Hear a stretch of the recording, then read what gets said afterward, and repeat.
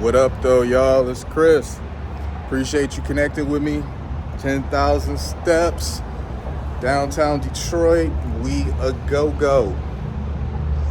It's always lively down here, and today is no different. I don't know if the Tigers play today or not. Maybe not. I don't see too much Tigers gear happening down here. People wearing Tiger stuff. I mean, people do because, we just represent the teams like that, but when it's a game happening, like it'd be a lot of Lion stuff, a lot of Tiger stuff. When the Wings play, a lot of Wing stuff. When the Pistons play, it's not as much Piston stuff. It do be a good bit of it, but not like when them other teams is playing. But let's talk about money.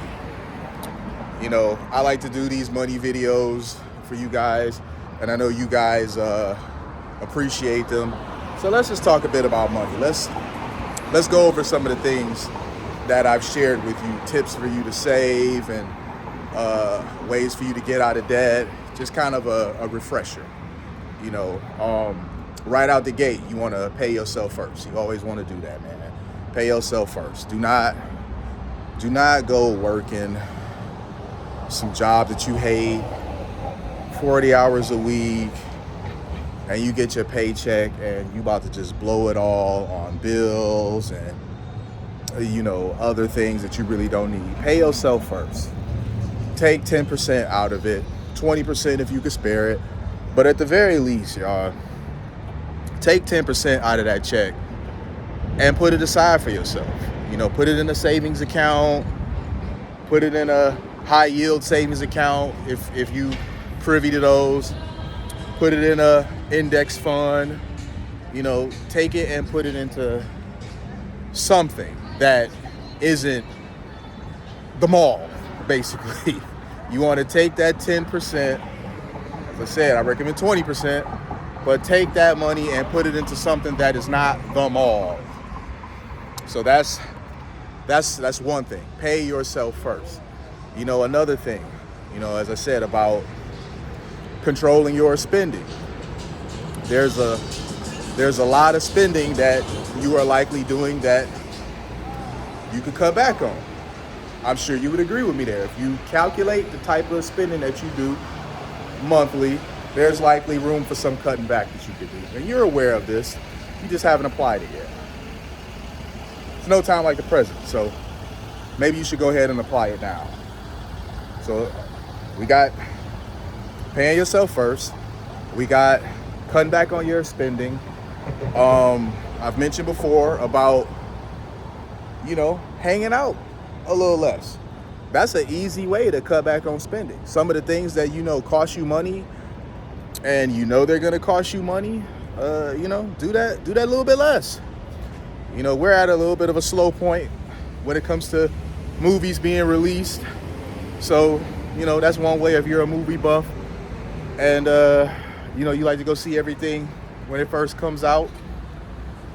Right now, there's not really anything happening, so you ain't got to worry about that. But if you are one of those that you don't just like the blockbusters, you kind of like the B-movie stuff too, you like to check that out, I've said before, check that stuff out during the week. Many of these theaters, I go to Imagine. You may go to AMC, you may go to MJR, wherever it is that you go. But I go to Imagine, and I know Imagine during the week, earlier in the day, you can get movies for $5. So if it's something that I was kind of unsure about, or if it was something that I am sure about, it's something that I really want to see, I could just wait till Monday to go see it, 11, noonish, 1 o'clock, something like that. I could wait till Monday and go see it then for $5 rather than paying the $12 to $15 that I'm gonna spend seeing it Friday and Saturday with everybody else that's rushing there to see it, like soon as it dropped. One thing that you can do with saving money is stop worrying about people thinking that you're cheap. You are going to have to be a bit frugal, and it's going to have to be intentional frugal. you're gonna have to make some like noticeable changes across the board. You're gonna have to make a concentrated effort to save money. And as a result, people are gonna call you cheap, oh well, because those very people that call you cheap, here's the irony of that. Those same people that will call your ass cheap, when you ready to do something, they ain't got no money. I gotta wait till payday. And y'all know I think that's funny. I gotta wait till payday. That's a broke boy line through and through. Well, I'm like, hey, let's go to the casino. Hey, let's go grab a bite to eat. You know, hey, let's go check out a Pistons game. I gotta wait till payday, man. But this is the broke boy line that the very people that are calling you cheap are gonna throw out there at you. So would you rather be frugal and have the money to do what you want to do when you want to do it? Or would you rather be like them, always broke all the time, but hey, you're not cheap though, right? So there's that. You got to stop worrying about people thinking that you're cheap. Stop worrying about spending money to impress people so that you don't look cheap or you don't look broke or you don't look poor, because it works against you. You know, you spending money that you shouldn't be, all for the sake of trying to keep up some image of not looking poor or not looking cheap. How does that help you? You know, okay, yeah, you went to the mall with them and you spent this money, and so they don't think you're cheap because you spent some money. But how does that help you really? You went and you spent money on stuff that you shouldn't, you know you shouldn't, and more likely than not, the following day, gonna be digging out the receipt to go take it back.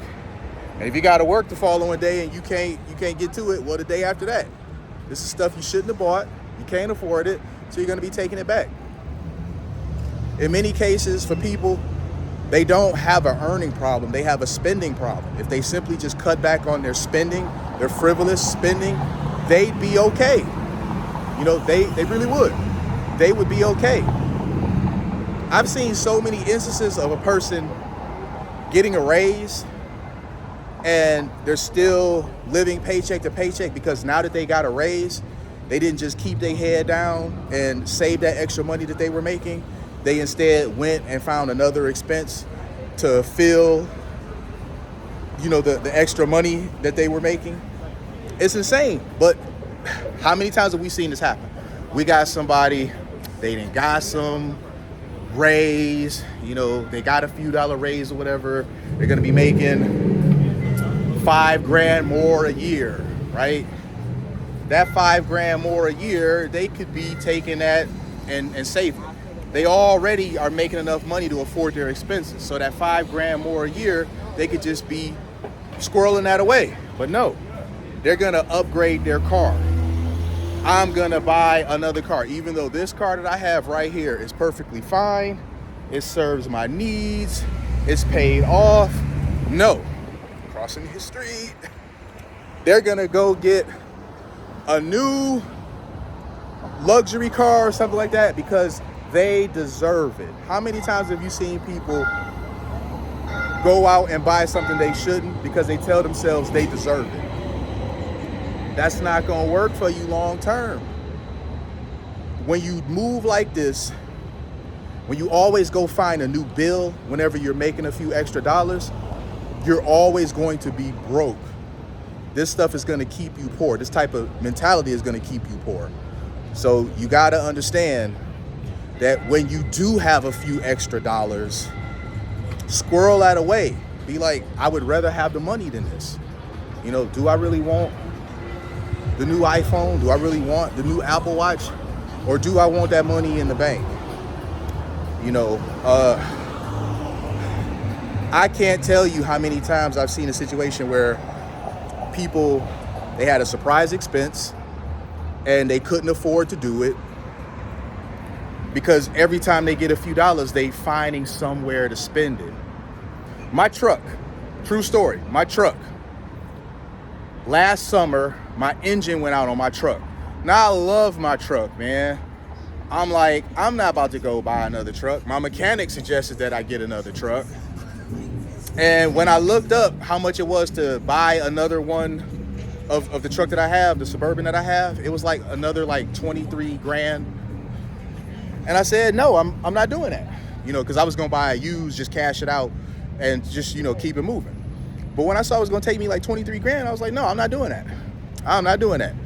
Cash or not, whether I can afford it or not, I'm not doing that. That is counterproductive to my goals. So I asked my mechanic, hey, what would it cost to just drop another engine in here? He was like, he don't really do it no more. So I went and I found another mechanic, talked to him about it. Ultimately, it cost me $3,600 to drop another engine in my truck. Well, compare that to the 23 grand that it would have took me to buy another one.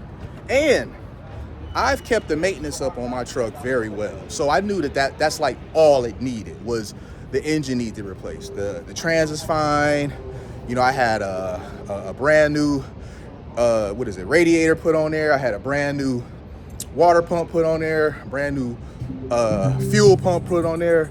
You know, like I've kept the maintenance up with that truck very well. So now that this situation happened with the engine going out, I knew that was all it needed.